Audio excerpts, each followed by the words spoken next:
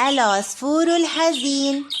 تذهب هديل كل يوم إلى الحديقة لتستمتع برؤية الطبيعة وتطرب بتغريد العصافير الجميلة.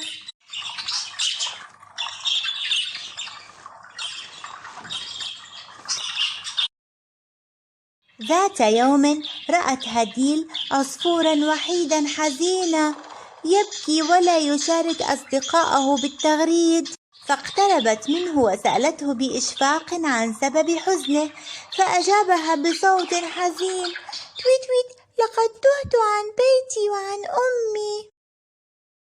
قالت هديل للعصفور الحزين: عليك أن تطير وتغني حتى تجدك أمك وتتعرف إلى صوتك، فلن تهتدي إليك طالما تجلس وحيدا باكيا. ابتسم العصفور ومسح دموعه ينصت لكلام هديل المريح الجميل.